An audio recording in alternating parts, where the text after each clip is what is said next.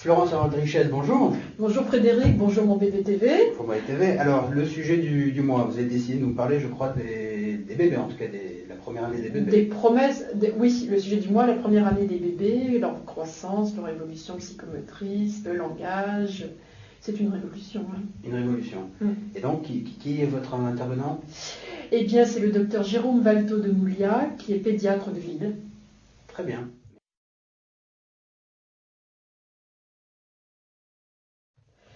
Docteur Jérôme Valto de Mouliac, bonjour, vous êtes pédiatre à Paris et vous avez contribué à faire ce dossier dans le journal Parents dont nous voyons l'affiche derrière qui concerne l'évolution de l'enfant au cours de sa première année. Une sacrée première année, il se passe beaucoup de choses au cours de cette première année. C'est une année formidable, c'est une aventure exceptionnelle. Effectivement, il se passe énormément de choses et probablement qu'une des plus importantes, c'est que les parents découvrent leur enfant pour la première fois et à partir de ce moment-là, se posent pour eux des tas de questions sur des tas de domaines qu'on va aborder peut-être un petit peu aujourd'hui. Alors déjà, c'est une étape de la vie où il y a une formidable vitesse de croissance en hauteur, en poids et en périmètre crânien. C'est quoi les étapes de cette croissance? C'est très simple. Il faut considérer globalement que tous les bébés à la naissance mesurent à peu près la même chose, 50 cm, oui, à peu près, autour de 50 cm. Et globalement, garçons ou filles, sont à 75 cm à 1 an. C'est formidable. Et 1 mètre à 4 ans. Donc la moitié de ce qu'ils prennent en 4 ans est pris la première année.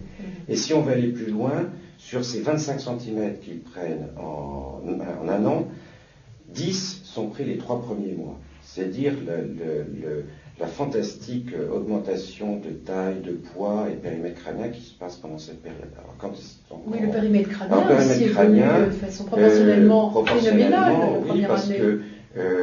En gros, il évolue à peu près la moitié de la taille. C'est-à-dire que la taille totale. La taille totale. C'est-à-dire que globalement, si vous voulez, le périmètre crânien est 35 cm à la naissance et il faut considérer qu'il est on considère qu'il est à environ 50 à 2 ans, si vous voulez. Donc il prend 15 cm en 2 ans, ce qui est beaucoup aussi. Hein. Et quant au poids, on considère qu'un enfant triple son poids de naissance au cours des 12 premiers mois. mois.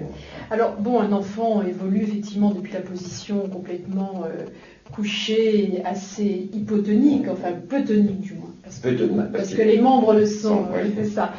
Et jusqu'à la position où il va se tenir debout à la fin. Alors quelles sont ces étapes? Et on peut donner des repères? Alors, je pense qu'il faut considérer pour tout, aussi bien pour le développement poids, taille, périmètre crânien, que pour le développement moteur et le développement intellectuel, que tous les enfants sont différents. Et donc il est difficile de dire à quel âge un enfant doit faire telle chose ou telle chose. Nous fixons des étapes, des dates, au-delà desquelles on peut se poser des questions si certaines tenues posturales ne sont pas acquises. On considère globalement qu'un enfant doit tenir sa tête à 3 mois, qu'il doit tenir assis avec appui, les mains en avant vers 6 mois, qu'il doit tenir assis sans appui à 9 mois, et qu'il doit à 9 mois aussi tenir debout avec appui. Voilà globalement sur le plan postural et moteur ce qu'on peut dire. Pour ce qui est de la marche, c'est extrêmement variable. Vous avez des bébés qui marchent à 8-9 mois et d'autres qui ne marchent qu'à 18 mois, 2 ans. Oui, donc sans que ça pose un problème. Sans que ça pose de problème particulier. Donc l'acquisition de la marche est un phénomène un petit peu différent. Voilà en tout cas pour ce qui est de la posture, ce qu'on peut dire pour un enfant dans la première année. Et un enfant n'est pas obligé de passer par le 4 pattes, automatiquement. Il y a des enfants qui passent directement du debout avec appui, en se déplaçant un petit peu autour des meubles ou d'un lit, à la marche debout sans être passé par le 4 pattes. C'est comme une chose qui intéresse beaucoup les parents, c'est de savoir à quel âge il va se retourner, leur bébé, à quel âge il va passer. Vous savez que maintenant on les couche tous sur le dos. À quel âge il va être capable de passer de la position couchée sur le dos dorsale à la position ventrale. Là aussi c'est éminemment variable, on ne peut pas fixer de date précise. Il y en a qui vont le faire vers 5-6 mois, il y en a d'autres qui vont le faire que vers 9 mois.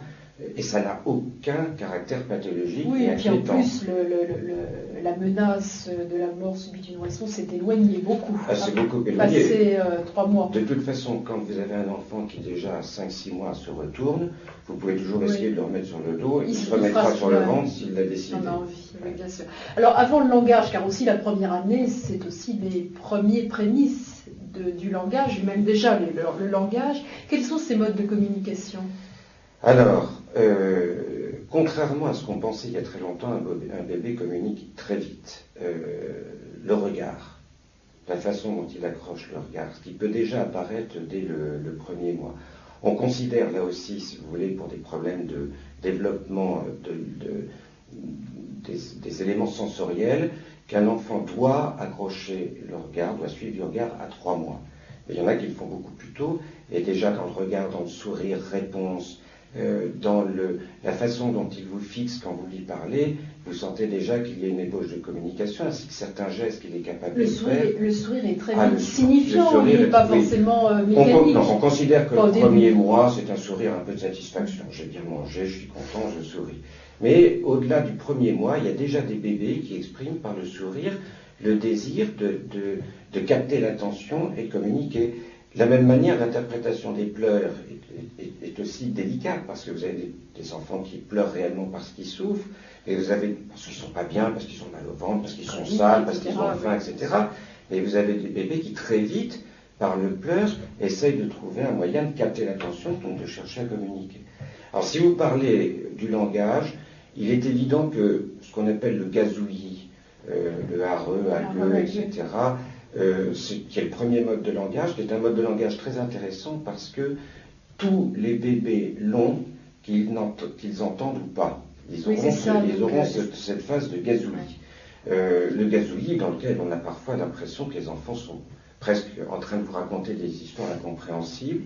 Le gazouillis apparaît parfois dès le premier mois et il est remplacé disons à partir du 7e, 8e mois, 9e mois, par le babillage. Ce qu'on appelle le babillage, c'est l'apparition des syllabes. Et là, l'enfant sourd... Voilà, et là, l'enfant sourd posera problème parce qu'il semblerait que l'acquisition du babillage, de la répétition de syllabes, nécessite une certaine qualité d'audition. Est-ce qu'on fait areux au Japon comme en France? Alors, j'ai la chance d'avoir beaucoup d'étrangers dans ma clientèle et je dois dire que je n'ai pas trouvé chez eux ni de areux différents, ni d'accent particulier. Donc ça va bien dans le sens de l'expliquer. Voilà, le gazouillis est un langage, on pourrait dire, international. Je ne sais pas si les bébés arrivent à communiquer entre eux, mais c'est vrai que tous les bébés de tous les pays du monde gazouillent. Alors maintenant, donc on a parlé du langage, de la communication, de la posture.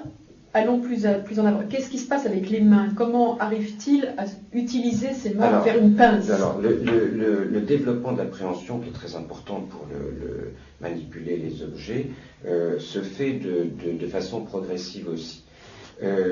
Disons que entre 6 et 9 mois, les enfants vont saisir les objets, mais globalement avec toute la paume de la main. La pince va être la paume de la main contre le pouce, du moins ce qu'on appelle l'éminence ténare. Hein, je sais pas si, voilà. Et ensuite, la pince va s'affiner pour ensuite globalement prendre tout le pouce et tout l'index.